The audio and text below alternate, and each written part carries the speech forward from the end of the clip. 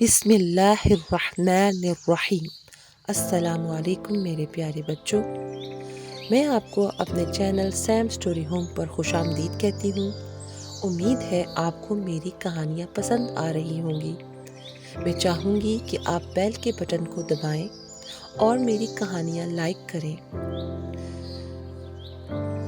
تو پیارے بچوں، آج جو میں آپ کے لیے کہانی لائی ہوں اس کا عنوان ہے سورج اور ہوا۔ تو بچوں، یہ کہانی ہے سورج، ہوا اور ایک مسافر کی۔ ایک دن سورج اور شمالی ہوائیں اکٹھی ہو گئیں۔ سلام دعا کے بعد سورج نے پوچھا ہوا سے، اے بی ہوا، کیسی ہو؟ کچھ کمزور لگ رہی ہو۔ بی ہوا جو بہت مغرور تھی بولی، بھائی سورج، کیسی باتیں کرتے ہو؟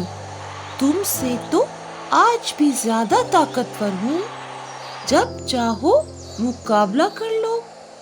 تو بچوں، ہوا نے سورج کو مقابلہ کرنے کو کہا تو انہوں نے دیکھا کہ سڑک پر ایک شخص چلا جا رہا تھا۔ سورج بولا، ٹھیک ہے بی ہوا، ہم مقابلہ کر لیتے ہیں۔ ہم میں سے جو زیادہ طاقتور ہوگا وہی اس شخص کو کپڑے اتارنے پر مجبور کر دے گا۔ ہوا بولی، یہ تو کوئی مسئلہ ہی نہیں، میں اس کو مجبور کر دوں گی کہ یہ اپنے کپڑے اتار دے۔ تو بچوں، ہوا لگی زور زور سے چلنے اور وہ زور زور سے اس آدمی کو پھونکے مارنے لگی۔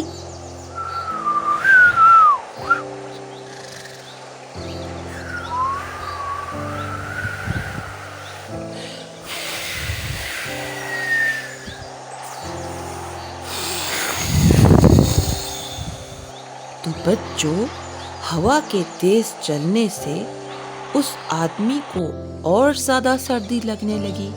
تو اس آدمی کے ہاتھ میں جو ایک لفافہ تھا جس میں کوٹ اور کمبل رکھا ہوا تھا، اس نے جلدی سے وہ کوٹ پہن لیا۔ پھر بھی اسے سردی لگ رہی تھی، وہ سکڑ رہا تھا۔ تو بی ہوا نے اور زور سے جب اسے پھونک ماری تو اس نے کمبل بھی نکال کے اوڑھ لیا۔ تو بچوں، ہوا نے جیسا سوچا تھا کہ میں زور سے چلوں گی اور پھونکے ماروں گی تو ہو سکتا ہے اس کے کپڑے اتار دوں، لیکن ہوا تو ناکام ہو گئی۔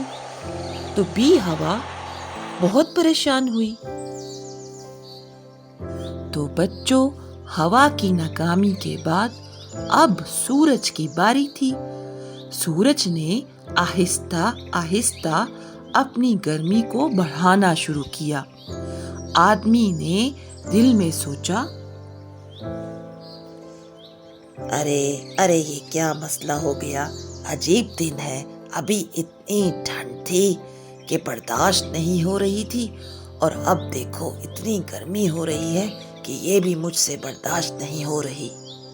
جب گرمی بڑھ گئی تو اس آدمی نے پہلے کمبل طے کر کے رکھا، پھر کوٹ بھی اتار دیا۔